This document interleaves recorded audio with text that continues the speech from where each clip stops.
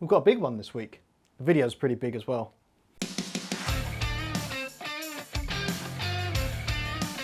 Hello players, come on in, there's room for everybody. Take a seat, on a chair, on a lap.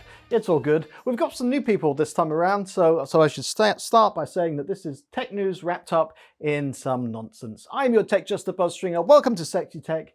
Pants are optional. I'm not wearing any. Join in. Now, there's a high-stakes nerd fight going on, and your future phone might just get sucker punched. ARM and Qualcomm, two companies that were once the Bonnie and Clyde of the tech world, are now throwing tech grenades at each other, like a couple in a divorce that only got together for the tax benefits. You've heard of ARM, right? They're that British company that are responsible for making sure your phone doesn't explode in your pocket by designing energy-efficient chips. And then there's Qualcomm, the guys responsible for the Snapdragon processors, the engine that powers everything from your smartphone to, unfortunately, Copilot Plus. Well, ARM has just strong-armed Qualcomm with a legal superplex. ARM has cancelled the license that lets Qualcomm build chips based on ARM's designs. This isn't just like cancelling your Disney Plus subscription, we're talking cancelling the agreement that literally powers the entire Android ecosystem. They are telling Qualcomm, hey, remember that billion-dollar business you run? Yeah? Well, go f*** yourself. And it's gone. Qualcomm now has 60 days to figure out how it's not going to go down in flames faster than the Samsung Note 7. I look forward to your comments. Qualcomm didn't just sit there and take it like some drunk dial from your ex. They hit back with a legal middle finger of their own. Qualcomm's spokesperson basically said, this is ARM just trying to strong-arm us. Yes, they stole my joke before I wrote it. It's trying to strong-arm us into paying more royalties. But this little spat is nothing major, just a possible collapse of the entire smartphone market. You know, minor stuff.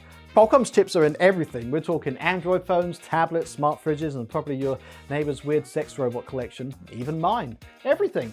Without Qualcomm, your next Samsung Galaxy could be about as useful as a Nokia from 2002. And if you're one of the few people who bought a device with Windows on ARM, like Microsoft's Surface Pro, yeah, go ahead and scream into that overpriced slab of shiny metal, because that thing might just become a relic of tech past soon. But there's more, because of course there is. ARM, fresh off of this bold decision, is also trying to jump into hardware themselves. Yeah, the company that's happily been licensing out designs for 30 years, somebody got the bright idea that they could just make the chips themselves. I mean, that's just smart. It's like if IKEA decided to stop selling flat pack furniture and just sell entire houses. But it looks like ARM might have screwed themselves here, because Qualcomm already started working on its own chip design for its acquisition of Nuvia, not Nvidia. I messed that up way too many times, which means they could soon tell ARM to shove their licensing fees where the bits don't bite. It's not like either side is getting out of this clean. Qualcomm's countersuing ARM. ARM's probably busy preparing the world's longest legal briefs. I'm not wearing any briefs or pants. And in the meantime, the whole tech industry is bracing for impact. And Android users, I better hope you like delays, because if this gets worse, the only new phone you'll be seeing next year is a rebrand of a 3310. Again. Next, the Federal Trade Commission, or FTC, just dropped a bombshell for every shady marketer, sketchy brand wannabe, and influencer who thinks they can BS their way through the review system. From now on, writing or buying fake reviews isn't just some sleazy side hustle. It could cost you up to $51,000. I don't think that free USB hub is worth it anymore. The new rule covers everything from AI-generated reviews, we're looking at you, Amazon, to celebrity endorsements that are as moldy as lunchy cheese. Sorry, I should have primed you for that one. Oh, you're still here. I look forward to your comments. And companies that are suppressing bad reviews? Well, not anymore. You can't just sweep those one-star rants under the rug like they never existed. The FTC is bringing down the hammer on those too to keep the marketplace fair, or at least as fair as possible when half the internet is trying to sell you supplements that definitely won't make your hair fall out, and the other half is trying to get you to sell their Herbalife supplements for them. So if you're thinking of faking it until you make it in the world of online reviews, think again, or you might just end up writing your own one-star review of federal prison food. But I bet even that's still better than Lunchly. EA is back at it, finding new ways to piss off gamers. This time they've dropped an update on Battlefield 1 that includes their latest anti-cheat software, EAAC, which apparently is as allergic to Linux as EA is to good decisions. So if you've got a Steam Deck and was hoping to relive some World War I action, yeah, forget it. EA just told you that they're taking their toys back. This isn't the first time EA's anti-cheat nonsense has gone to war with the Steam Deck. They've been on a crusade to make sure that none of their games run on Valve's handheld, like some kind of competition to see how fast they can alienate the whole chunk of their player base.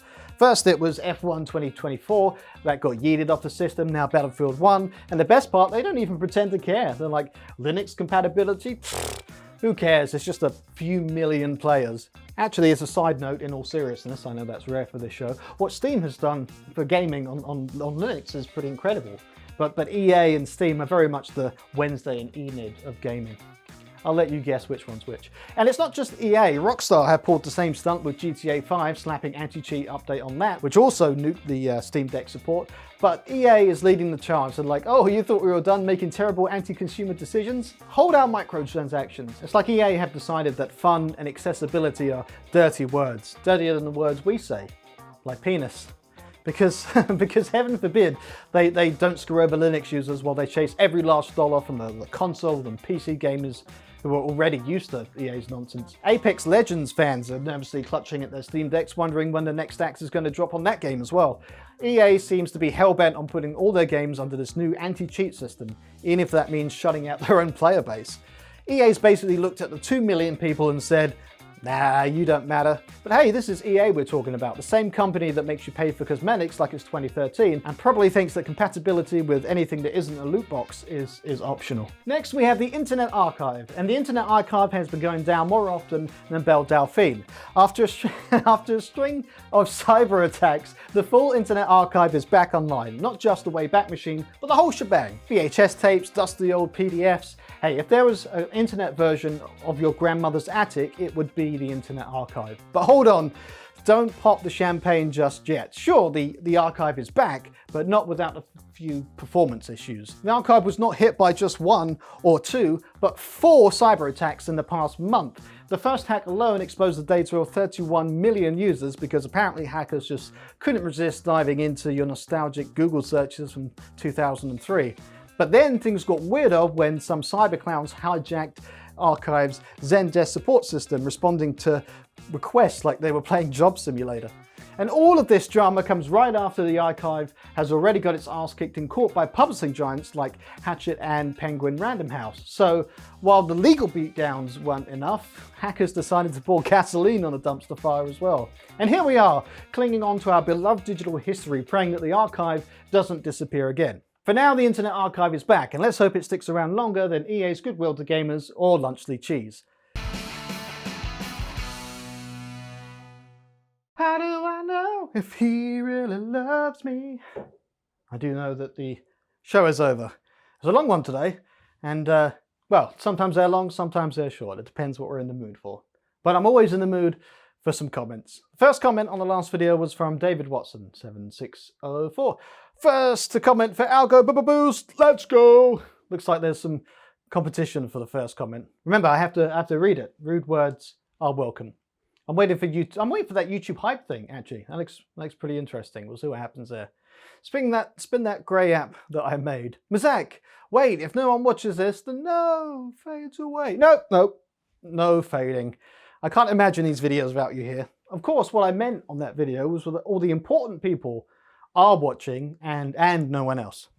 That must have got lost in British translation. Toasted meat. Every video, I don't know what to comment, but every video I do. And every comment I read. You guys are awesome. Michael S. Taylor. Wow, this is a long one. I might shorten this a bit. Wow, it's amazing the amount of consistent effort you put into this channel over the last couple of years. Over 50 longer length videos and over 90 in total. All the effort into slick production, editing, thumbnails, writing, and of course, all of the content. And you've got less than 23,000 views for all of it. I know, but if we made 23,000 smiles or laughs, then that's more than worth it. You ended up in my feed, you've got yourself a subscriber, keep at it. Thank you. I always aim to keep the level exactly the same. So stay sexy and be excellent to each other. As a child, I was made to walk the plank. We couldn't afford a dog,